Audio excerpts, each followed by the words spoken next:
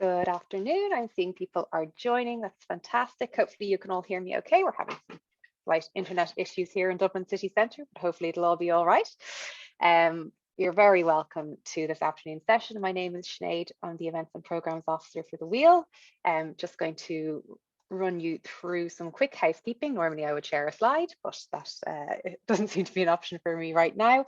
But just to let you all know that we're here in a Zoom webinar as opposed to in a Zoom meeting.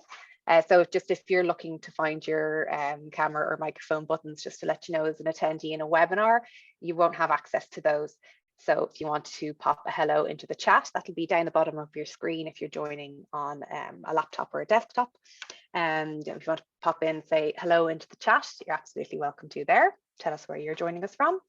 There's also an option for Q&A, which is the two little speech bubbles, which are down the bottom of your screen as well. And you can click in there, add in your questions. You can add in questions anonymously as well. You just have to tick the little anonymous box underneath if you wanted to ask something anonymously to anyone on our panel today. You'll have gotten a notification to let you know that we are recording the session. So just to bring your attention to that, and any slides that are shared as well throughout the session, I'll be distributing those to everyone who is registered. So just in case you get logged out or you have to leave early, you can catch up with the recording and the slides afterwards. So just to let you all know that. I think that's all for me for now. Normally I have a script in front of me, but that's it for now. I'll be here throughout. If you're having any technical issues, if you can't see or hear anything, if you have any questions about the Wheels events, you can let me know. I'm in the chat there as well, or you can pop in a question there for me, Sinead, as well. So I hope you enjoy. I'll hand it over to Mairead O'Connor now. Thank you. Thanks a million, Sinead, and good afternoon, everybody. Delighted to be hosting you here for this event, and just bear with me a moment while I share my screen. It's nice to see all the names and places and organisations popping into the chat box there, people joining from all over the country, which is fantastic. This webinar, I suppose, is all about what's local to you, local training for your employees and connecting you with your local ETB. And we're delighted to be partnering with Solus on this event today, and working with our partners and colleagues in ETBs as well to bring you this information. And this is all supported by our programme of work that we deliver under the National Training Fund through the Department of Further and Higher Education, Research, Innovation and Science. So delighted, this is kind of a first for us really, this partnership and this event with Solus. So we're really delighted with the interest in it, and we've a really good as I say, a large number of people joining us from all over the sector and all over the country this morning. So we are going to start off. I'm going to give a little bit of background and context in my role as the Skills Development Senior Manager at the Wheel, just kind of an overview, if you like, of upskilling needs in our sector, and give you some background information on that and kind of the upskilling agenda, if you like. We're also going to hear from Noreen Fitzpatrick from Solus, who's going to talk us through, I suppose, the other side of that, the kind of the skills from the skills supply side and the upskilling work that Solus and the ETBs are doing. And then we're going to hear from a case study that involved organisations from our sector, a really successful programme that was run through Dublin and Dún Laoghaire ETB with hospices and hospital groups, and you're going to hear the kind of the detail there. So I think it'll be really useful for you to get a sense of what's possible within this this particular opportunity, and then we're going to just kind of reflect on what we've heard today, the opportunities, and potentially what you could be, you know, I suppose the opportunity for you as an employer in our sector, and what kind of upskilling you might be able to access for your employees through your local ETBs. And we'll also have opportunity for Q&A. So if anything strikes you as we go through, please pop those questions as we're going through the presentations into the Q&A box or into the chat, and we'll circle back to them towards the end before 1 o'clock. So that's a kind of an overview. Let me kick on with my context setting, if you like. And I suppose, you know, ultimately what we're talking about is the Wheel's commitment to those who work in the nonprofit sector. And that's over 500,000 people when you count employees and volunteers. So a huge amount of paid and unpaid work that's carried out in organisations right across our sector and right across Irish society. So a huge importance, if you like, for Irish society as a whole, that the people within our sector have the skills they need to deliver on their mission.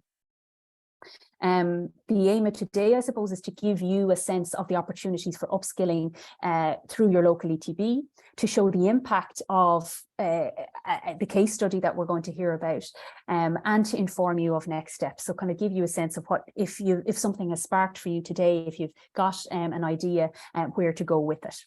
So that's it in a nutshell. As I say, we're partnering with SOLAS. So SOLAS are the national agency that looks after further further education and training in Ireland, and very much are led by the Future FET strategy, which was launched in 2020.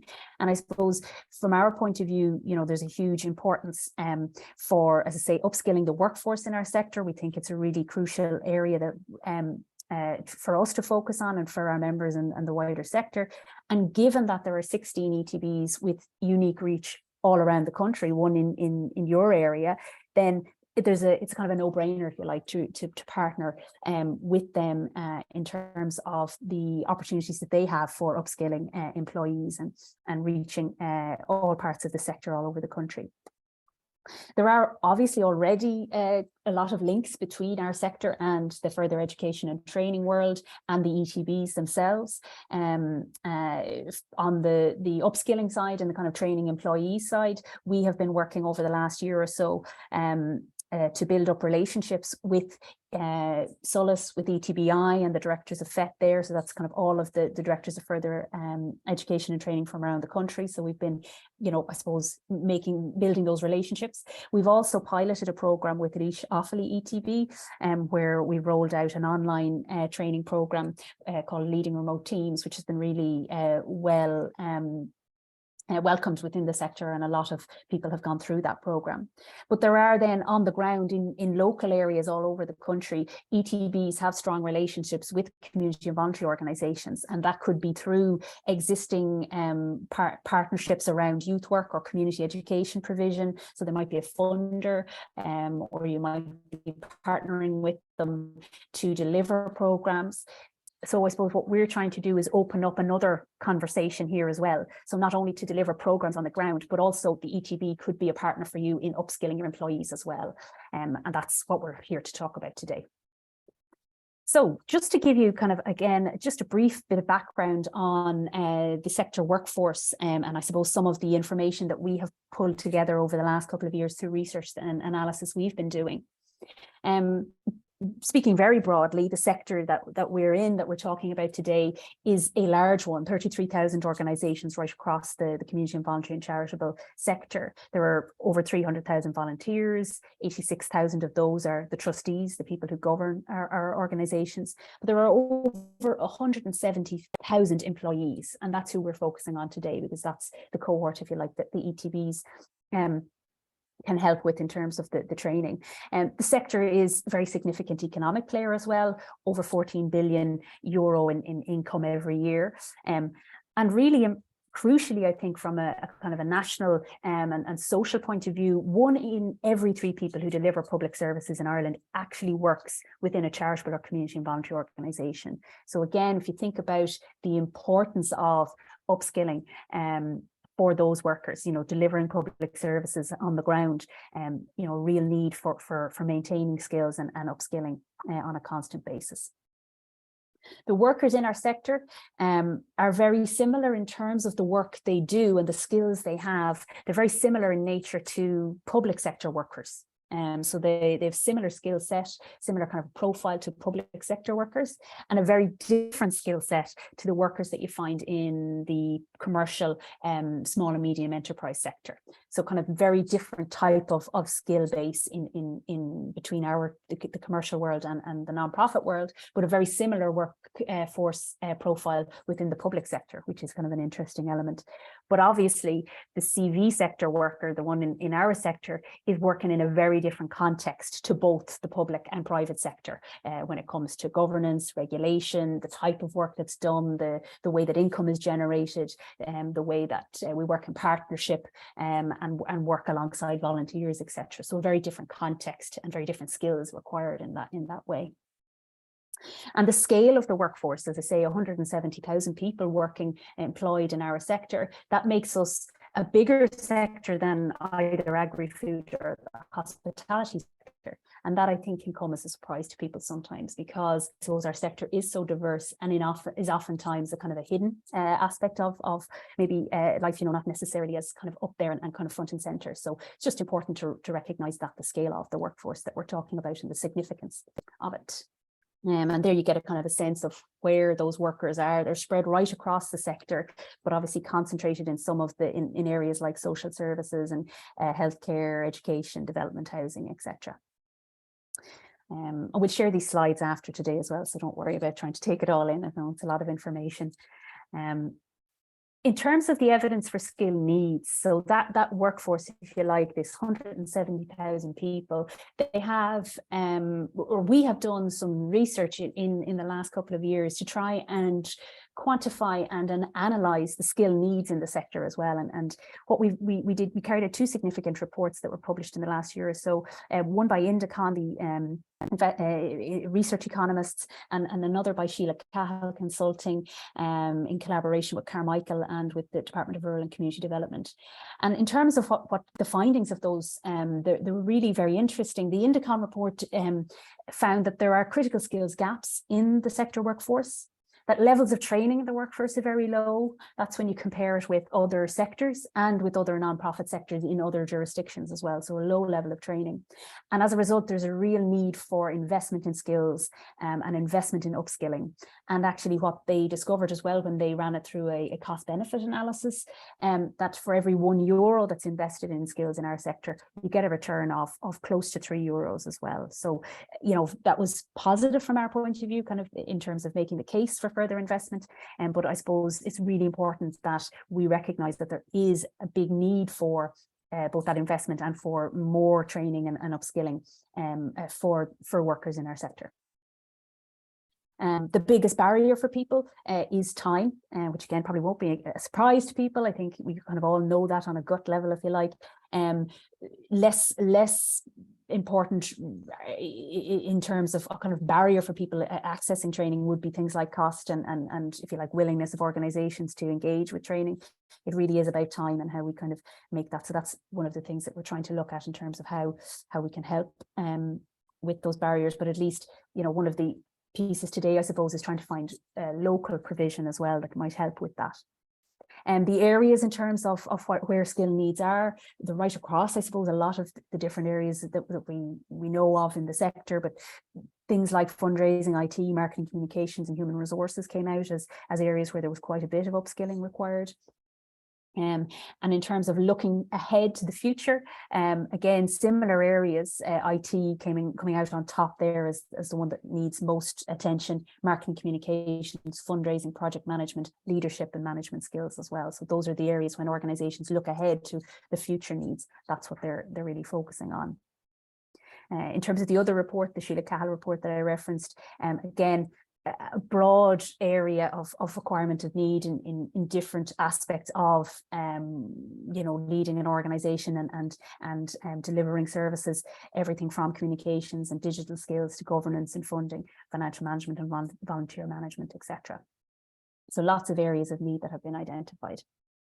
In terms of where the sector is getting its training currently, the Sheila Cahill report identified 4 layers, if you like. One at the national level, so there are providers in the sector who are delivering training at a national level, the likes of ourselves, the Wheel, Carmichael, Volunteer Ireland, Board Match, etc.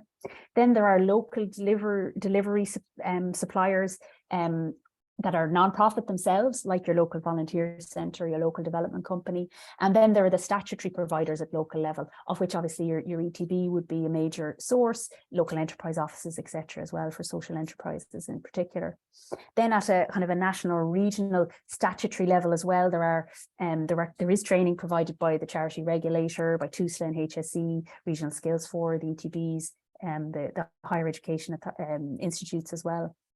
And then in subsectors, there are obviously providers that are doing lots of work in training, like, for example, the National Youth Council of Ireland with the Disability Federation of Ireland, etc. So there are kind of lots of different places that organisations are getting their training from.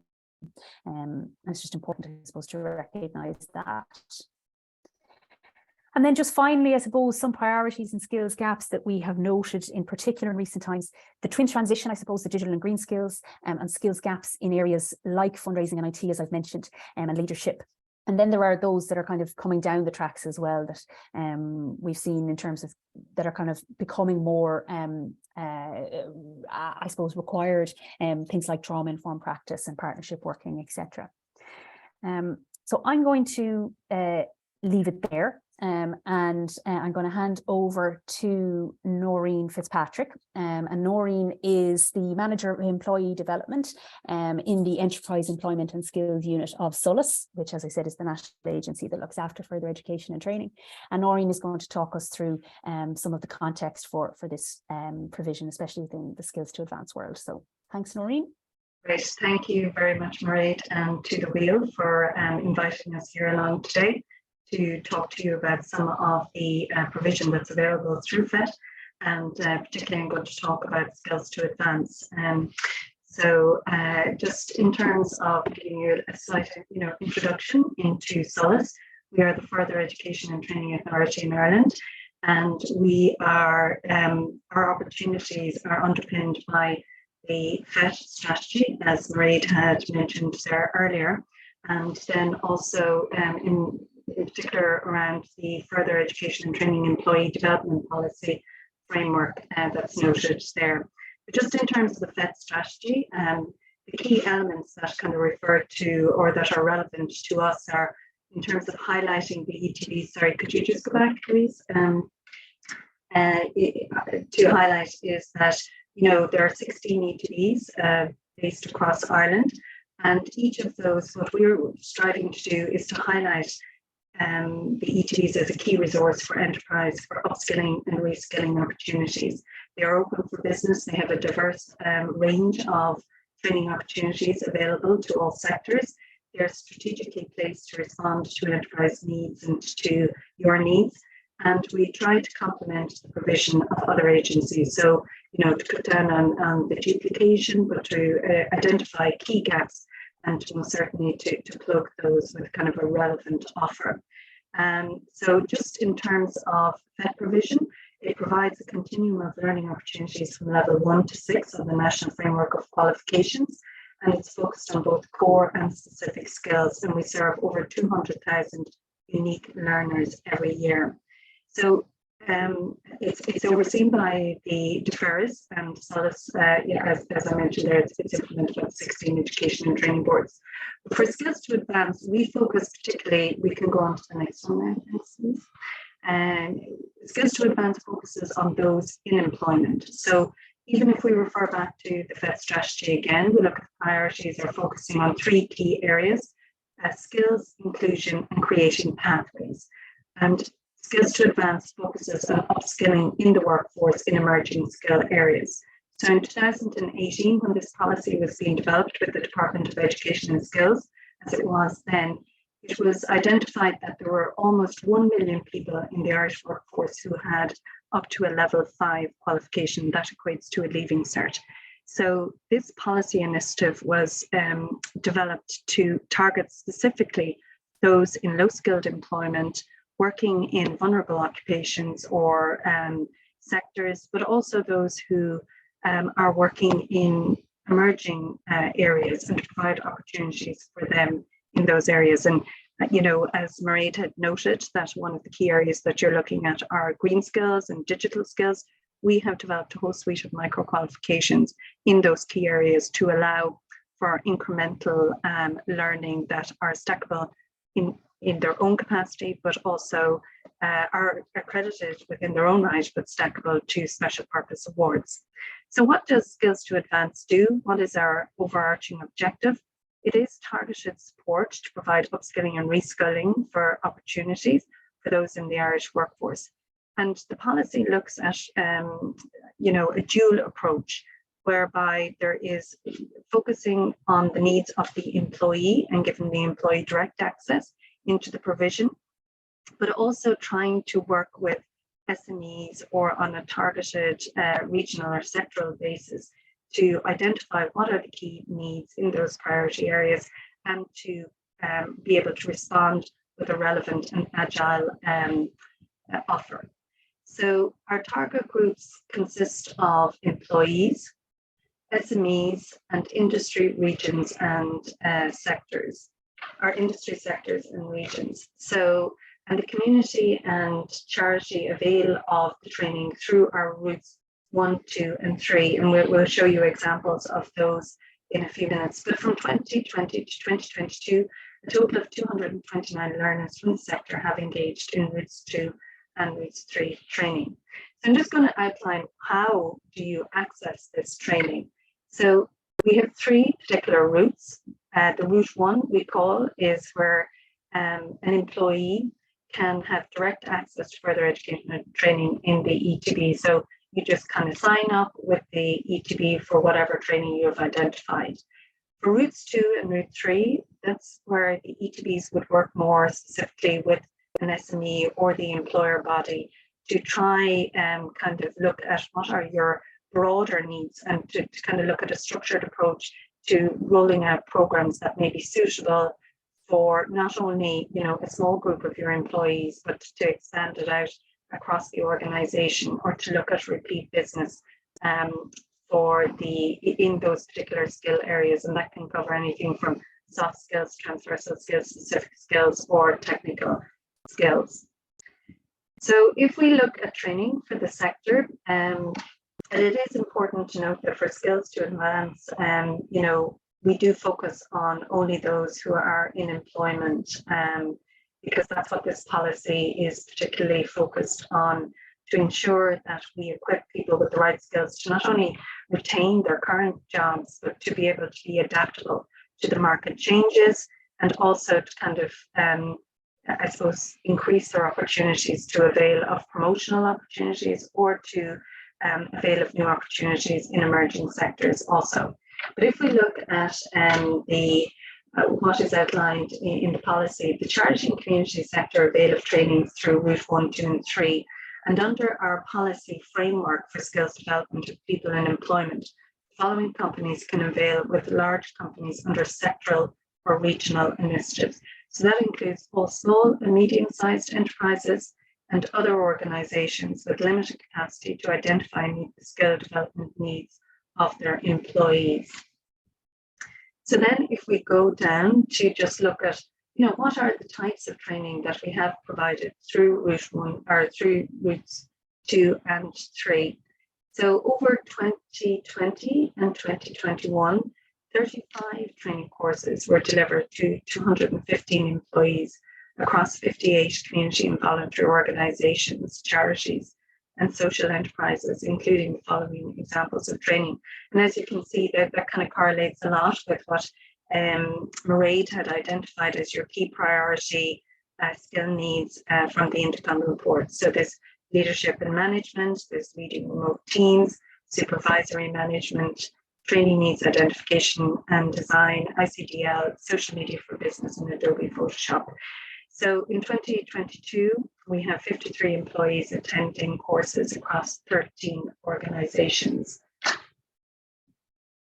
So then for the types of organizations that we've seen a level of participation in so far, we have voluntary centres, we have hospices and hospitals, heritage centres, resource centres, development groups and associations. And we're delighted to have a case study with Dublin and Dunleary here today with Anna and Mary, who will bring you through that experience of engaging with the Skills to Advance programme and how it benefited their organisation. And I think one thing that's really key to mention here is that under Skills to Advance, it's a very highly subsidized offer, which means that it makes it very accessible. And Mairead had identified there that, you know, time is a huge barrier in terms of participating. But from the research we did at the outset before the policy was introduced and we started the implementation phase, we also found the cost could be prohibitive for some employees to engage. So the model is very generous in that sense. Under Route 1, it's almost fully funded. Under Routes 2 and Routes 3, there's a high level of subsidy, and it kind of factors in the release of the employees engaging in the programs, and that's offset against the actual cost, which I think increases the accessibility to these programs also. So I think now we're going to go into the case study, which will give you the real life example. But I think one thing to note there, especially with the green and the digital also, is that, you know, we have been working very much at the last year around the micro qualifications piece, and we have a whole suite of sustainability upskilling offers available to employees. And I think, you know, it's really timely because there's a strong focus on those areas too. So, you know, coming to an ETB near you very, very soon. So thank you very much, Mairead. Thanks a million, Noreen. Really interesting to get that overview. And as you say, yeah, we're going to head in now to the case study. So I'm delighted to be joined by Anna Farrell, who works in Dublin and Dún Laoghaire ETB in the area of employer engagement and was very involved in the kind of setting up of the programme that we're going to hear about. So we're going to get the background from Anna now. Thank you. Thank you, Mairead. My name is Anna Farrell, and I work in Dublin and Dún Laoghaire Education Training Board, commonly known as DDL-ETB. And I am an employer engagement for DDL-ETB. And just for you guys, and I will show you a link at the end of this presentation. And don't worry, I have only 6 slides, and I will be quick. But there is a link to SOLA's website, just in case if you don't know how to contact your local ETB. Everything is listed there, and it's a very nice interactive map that you will find out who this person is in your local region or area. What I would like to talk today, because Noreen gave you a very good overview of Skills to Advance provision, which focusing on upskilling and reskilling opportunities for employees. But what I would like to do today is just focus on the Skills to Advance provision that we deliver here in Tala Training Centre, where I am based here in Dublin. And I have specific examples. And obviously, Mairead, the employer who agreed to participate today, I hope just kind of confirm what I'm saying, because this whole presentation is based on the relationship that I built over the years with Mary. So the 3 things that I think are very important to focus when we talk about Skills to Advance is the relationship between ETB and employer, and also the provision that we deliver and how this is structured and how it comes about, because, you know, different employers, different requirements and different courses are put in place, but then also the benefits for the organization, for the employee, and then also for the ETB as a result as well. So, sorry, just kind of next slide. I think I'm stuck.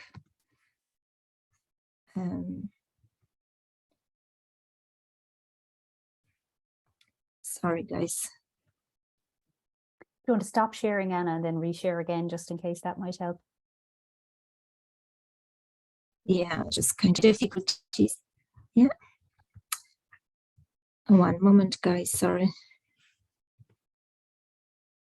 Can you see the next slide? Oh. Something is not working. I tell you guys what, I'm just gonna stop sharing then, and I'm just gonna talk that through because I only had 6 slides anyway. So in terms of building a relationship with the employer, I think I maybe touch a little bit based kind of from your end. So how you build a relationship with your local ETB if you haven't done so yet. So very simple, as I've mentioned, you can contact your local ETB, and all the contact details are listed on the SOLA's website. But just in case for people that are quite shy and don't want to make that phone call yet, all ETBs on an ongoing basis deliver different business breakfast meetings in their local training centers or you know, any other centers that are there.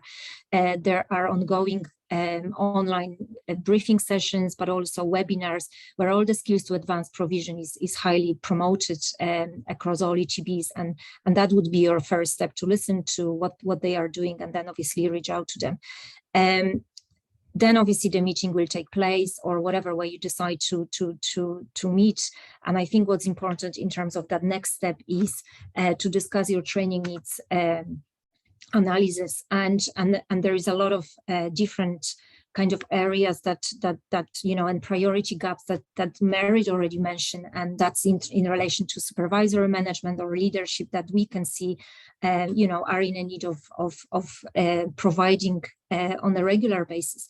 And in terms of the relationship between ETB and the employer, I think it's like any other relationship. You know, you need to put time into it, trust and open communication, and then it just grows naturally.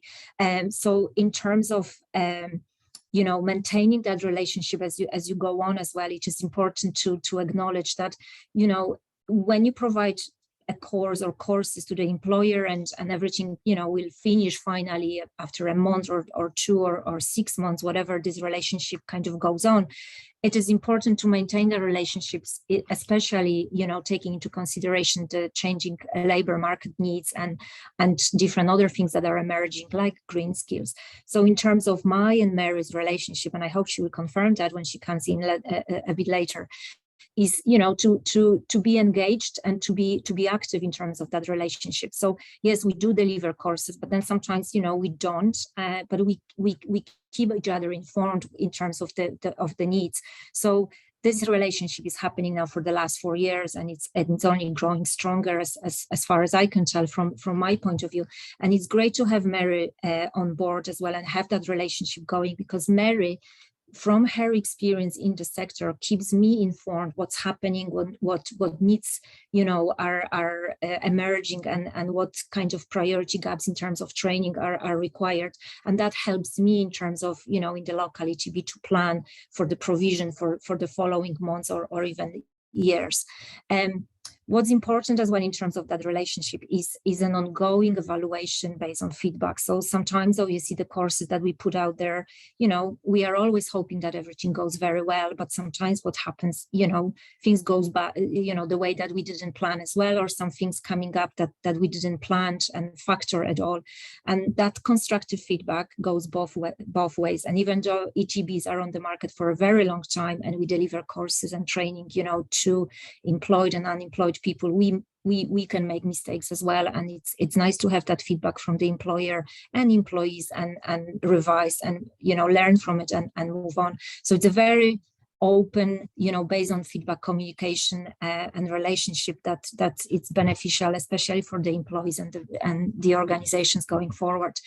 In terms of the courses and the practical kind of case study that I would like to talk to you about today is one of the courses that we deliver to the hospices and hospitals. It was a combined effort, was the leadership program. It's the level 6 QQI certified program that we delivered over, I think it was 13 weeks, and once a week there was a training session.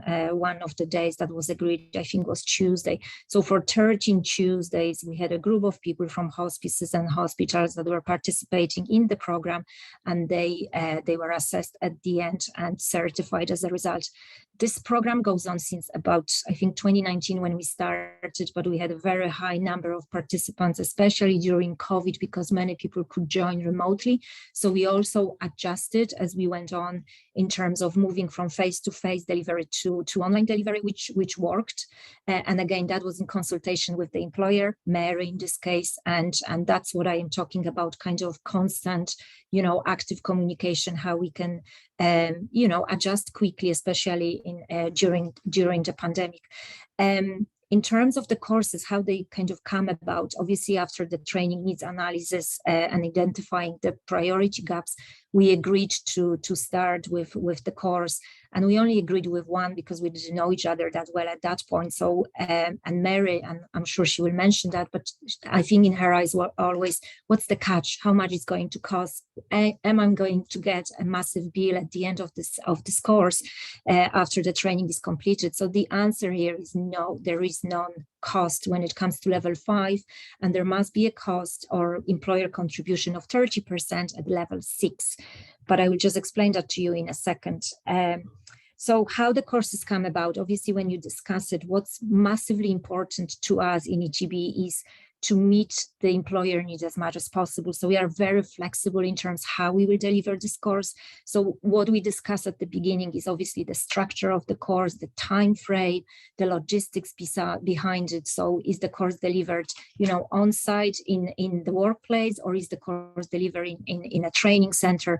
What logistics are required? Computers, access to Wi-Fi, and I don't know, access to car park, canteen, and so on. So all that is discussed. Also the duration, obviously the courses are certified and we are validated to deliver them certain ways. So we will be advising the employers in terms of what needs to be covered, number of hours and, the assessments at the end, whether there is an exam or practical assignment or maybe a role play or a project. So that obviously has to be done properly. And then the employer will inform us when they can release their staff. And I mentioned the funding.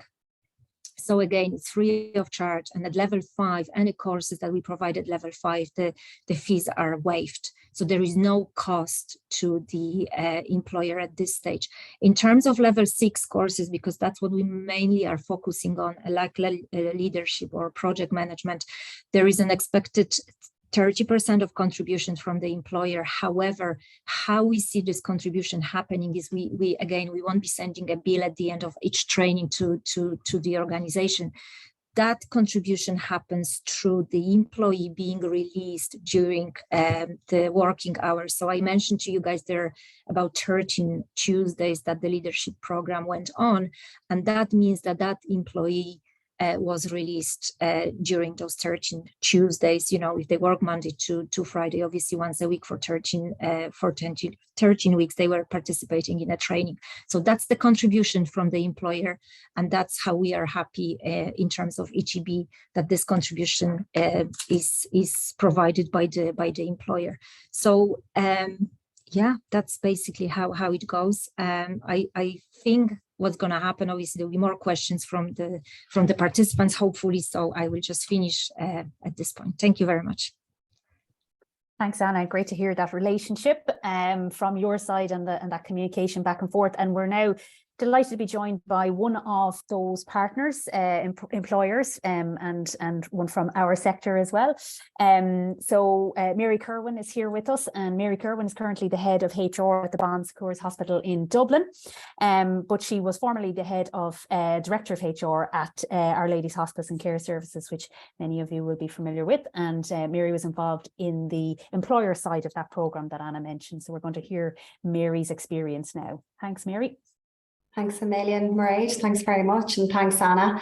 And I'll open by saying I absolutely concur with everything that Anna just said. I know she made reference to a few points that I should agree with, and I do in fact agree with everything that she said there.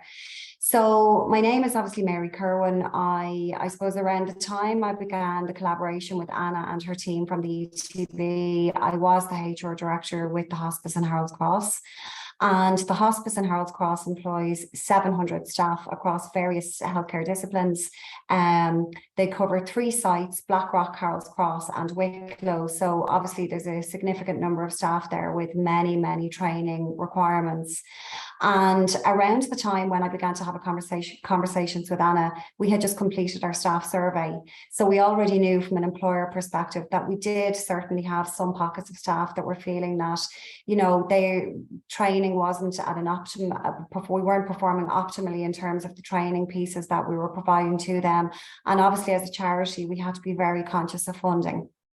So when we began our collaboration, Noreen made reference to it there in terms of that the programme is highly subsidised, and Anna made reference to the fact that I myself, when we began to talk about delivering the team leadership QQI level 6 course, I myself was thinking, and she's right, what is the catch, and are we going to end up with a massive bill?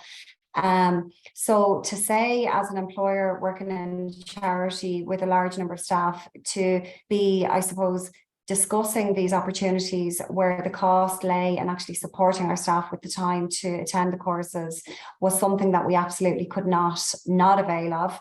And we were absolutely delighted at that point to begin our collaboration with Anna and the team. And so that was 2019. And as Anna said, we ran a team leadership course that was really, really successful. And then the following year, which was 2020, COVID hit. But ever the opportunists, as we were at the time, Anna, we saw the opportunity in that. And I suppose at the time I was the chair of the voluntary HR managers group. So I suppose COVID provided us the opportunity to run the courses via Zoom, but also provided us the opportunity to open up those same opportunities to our colleagues in healthcare nationally. So we were able to invite our colleagues from Galway Hospice and other hospitals across Ireland to participate in the courses. And I suppose as an employer, that brought about several different opportunities in terms of networking, you know, people discussing projects, as in we're One Healthcare. So these courses really allowed our staff the opportunities to link in with staff from other hospitals, both acute, hospice care, you know, different healthcare environments, and have the conversations in relation to what was happening back at their own bases, talking about the content of the courses, and really, you know, as I've said, being One Healthcare, despite the fact that we all work for different organisations. You know, at the end of the day, what we want to see as employers is that staff have come from organisations that have invested in them and upskilled them and trained them sufficiently well. So I suppose at the time, we wanted to kind of create a brand for Our Ladies Hospice and Care Services in terms of that when future employers saw Our Ladies Hospice and Care Services on someone's CV, they would know that through the Education and Research Centre that we have on site, through the collaboration with the ETB, that we are very committed to upskilling our staff to a certain level. And, you know, we wanted both future employers in healthcare to feel that, but we absolutely wanted our own staff to feel that when they came into the organisation, they knew absolutely what was on offer, they were invested in, and when they left the organisation, they were leaving at the next level. So they weren't just stagnating when they came in, they were actually invested in and trained. So in 2020, when we began the collaboration with other hospitals and with the support of Anna, we really ran a suite of courses, I suppose, over an extended period of time. And the uptake was very, very high. And we actually ran a QQI level 6 team leadership course, as Anna mentioned, and that was really successful. We ran that, I think, maybe 4 or 5 times with, as I say, participants from a lot of other hospitals. We ran a personal effectiveness course. And actually just on that, there was 5 internal participants. And whilst you might not think that they were huge numbers, the success stories that we had from the level 5 personal effectiveness course was significant in that, you know, really it focused on building people's confidence. So it I suppose, encouraged people that hadn't been in training for a long time or been in college or undertaken any 3rd level qualification to, you know, I suppose, have the confidence to go back to the classroom setting. And from that level 5 personal effective course, we had 1 employee who was working in our catering team who progressed to the HR service, 1 employee who was in our catering team as well, who undertook a role as volunteer coordinator. And it was so interesting with her, actually, because I always remember being down in the restaurant and being served by her and her saying to me, someday I'm going to be over the other side of that, of this partition, you know. So she always aspired to move into a different career, to try something new, but the confidence and I suppose the opportunity really wasn't there for her to necessarily do that. So that was a fantastic one. And then we also had a lady from our hotel services team who was actually, at the time she started doing the course, her English wasn't great. So she both invested in her English, but through the personal effectiveness course, she started then after that to, she undertook a pharmacy qualification. So we had a lot of success from that, but we also ran a project management course, trained the trainer, and actually because the course offered was cost neutral to us at the time, you know, we sort of have decided that anybody in the organisation that was delivering training should have a train the trainer qualification. And that's what we aspire to achieve as an employer, so that all of our training that was being delivered at a certain level. And we also ran activities of daily care. So that was well up to that. The uptake on that was very good as well across the system. And since that, I have moved to, I started in April of this year with the Bon Secours in Glasnevin. And again, I suppose in Glasnevin, there's 700 staff, and the Bon Secours as a group there's 5 acute hospitals nationally and a care village in Cork. So again, a lot of people with a lot of training opportunities. And needless to say, one of the first things I did was contact the ETB to see what we could offer, what we could roll out to the team. And since April of this year, we've actually ran out supervisory skills, team leadership, train the trainer, and customer service. And on the customer service, I suppose, because we're healthcare, we needed that particular course to be, it needed to be specific to a patient rather than a regular customer service course. And that was no trouble for the ETB to take the requirements of us as an employer and factor that into what they were putting to giving us as course material for our participants. And yeah, so I suppose I'll just close by saying it's, you know, it's an absolutely fantastic initiative. It's, you know, as Noreen and Anna both said, it's highly subsidized. It's fantastic for both employers to be investing in people continuously and helping them to grow and get to the next level of their careers. And then also it's a fantastic opportunity for people to upgrade their CVs and get to the next level of where they want to be. So as I say, Anna's team are fantastic, and it's an excellent opportunity for all employers, and everybody should avail it, really. Thank you. Thanks, Mary. And that's a really brilliant testimonial, I think, to the work that has been done on that programme, and fantastic to hear that commitment to staff development as well. That's something I suppose that we would be, it's really amazing to hear that, and the impact of the training as well, and the breadth of trainings that you were able to access through that relationship with Anna and the ETB. So I'm just, as we're coming towards the end of the session, and I'm conscious we have some questions as well that have come in, and I want to invite just our final panelist to come on camera. We've Mary Lyons here, who is the Director of Enterprise Employees and Skills Unit at Solus. And I suppose Mary has probably a perspective to bring here in terms of kind of looking at the widest sense of the opportunity that's available to employers in our sector. Mary, do you have any kind of, I suppose, reflecting on what you've heard and thinking about the opportunities that are coming down the tracks as well, what do you think is the opportunity here for the employers on the call, and where do you think the kind of the focus should be? Yes, thank you, Mary. Thank you to all the speakers. I think you know, everybody's given a very rounded account of Skills to Advance, which was a big departure for further education and training as a sector, in that previously it had very much focused on school leavers, marginalised learners and communities, on apprentices, and you know, people taking courses like PLCs. So what we really wanted to do, Solus and the Department of Education at the time, back 3 years ago, we really wanted to open up that gateway for local enterprise to avail of all the services of the education and training boards. And today, you know, we've heard about Skills to Advance, but there are innumerable opportunities for people, you know, including guidance service, pathways to further education, higher education opportunities, but really a wealth of expertise in every education and training board. And as Anna said, the first step is really to go on the Skills to Advance website, and you will find your contact person there for your first point of contact in your local ETB. So I just wanted to highlight the fact that as a sector, there's a lot of opportunity here to avail of Skills to Advance. Sorry, my battery is running low, I just found out. So just hold on 1 second and I'll just make sure that it is connected. No problem, Mary. And I think, Louise, you have a slide, maybe Mary's just referenced there, that page where people can find their local link. I think, Louise, you want to share? That's right. Yeah, we've got the web site www.skillstoadvance.ie. I'll put that up. Yeah, 1 second.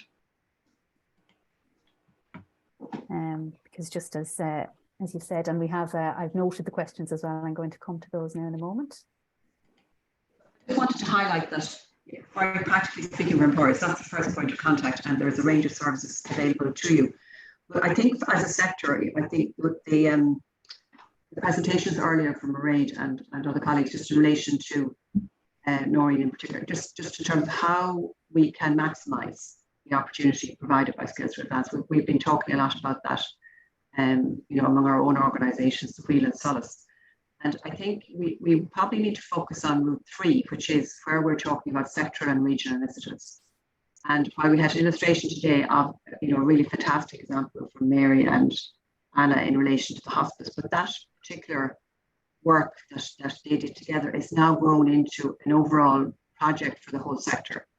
So I suppose we're learning from that, as everybody pointed out, we're all learning from the interaction, the engagement with your organisations in the community and voluntary sector, as well as in the commercial sector. And what we're learning is that, we have under Route 1 individuals can apply for training, and we have a very big take up there. We have Route 2, which are, for smaller companies and organisations to link in with the ETB about particular training needs, and they can be very much customised in response, as Mary pointed out there, to deal with specific needs. But I suppose what I really wanted to point out is the opportunity for sector initiatives based on the research you've done with Indecon and with Sheila Cahill, to identify areas that are particular to your sector that really need advancement. And by organisations joining together at regional level and making an approach to the ETB, and I know you have sectoral organisations, dotted around the country where people meet and all kinds of networking opportunities facilitated by the Wheel in particular, that this is a prime opportunity to work with your ETB to develop an initiative which would have wide-ranging impact in that region, in that community. And so I suppose that's my final point, just to add to what everybody else has said, that there is power in numbers and in looking at needs from a sectoral point of view.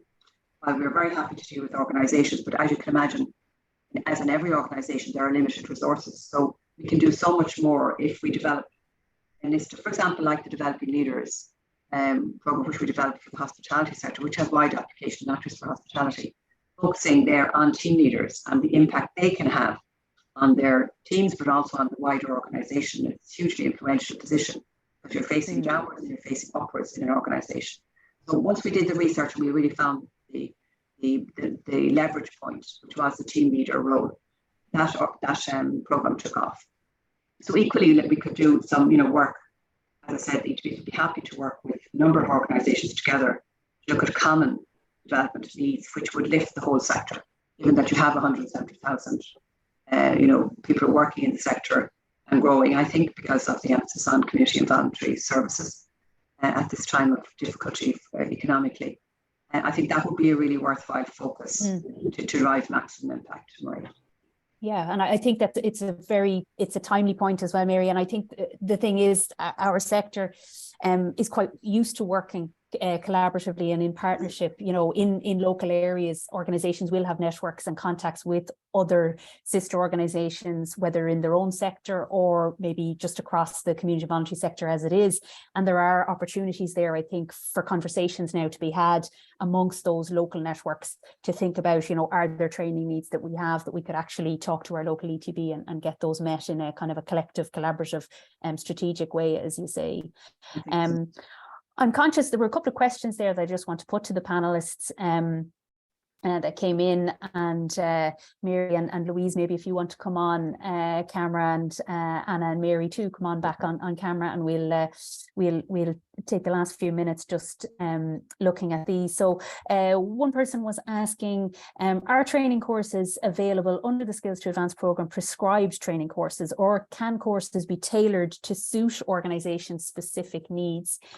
And I think, that was touched on probably by Anna and Mary in their presentation, but I don't know, Louise or Mary, if you want to kind of speak to that from a kind of a wider policy perspective. The answer is yes, yeah, absolutely. Louise, do you want to just add to that there?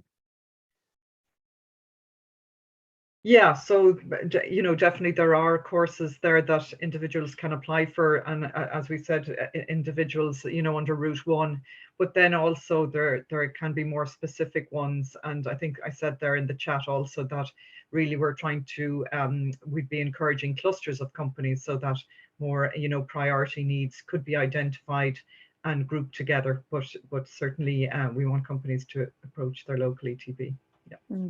And I think you referenced that in the conversation that you had with Mary and with her colleagues, that you were listening to and tailoring the provision to whatever their specific needs were, or tweaking maybe what was already there.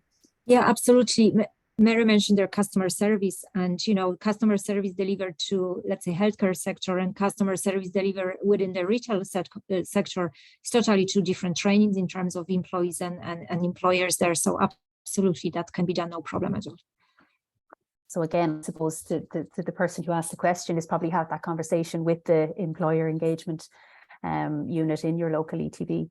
And then there was a question, our organisation is not located in one place, which again, you would have quite a bit in our sector, to have national or regional organisations. We work remotely from Dublin, Wexford and Waterford, etc. Again, that's a common thing now, post-COVID. Should we be making links with each local ETB? Louise, you might have something to say on that one in terms of... So we would be encouraging them to make links to their local ETBs. I suppose we don't have an idea of what size there are there, how many we're talking about, but we would be encouraging them to contact their local ETB because there might be other needs that they might have themselves, the individuals, so they're best met then by their local ETB.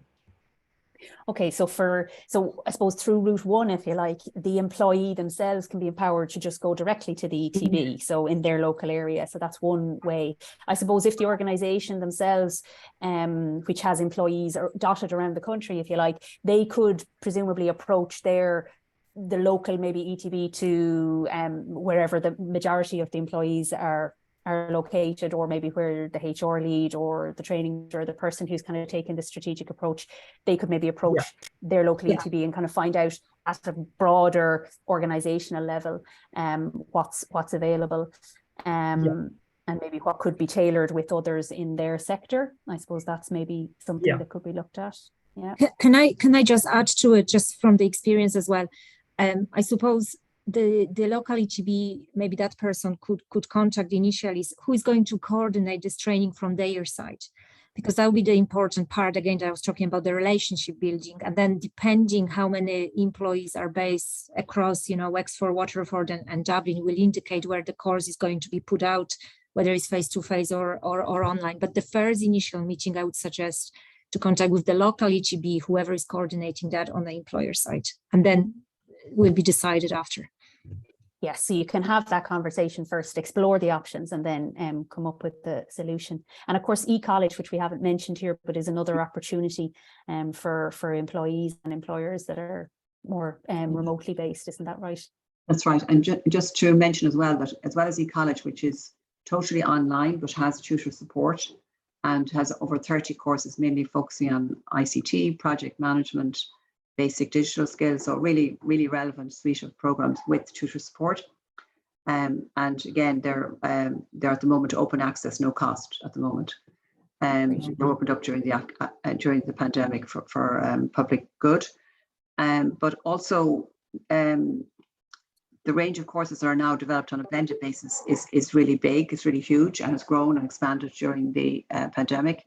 So most courses have a blended facility for people who are working in remote locations.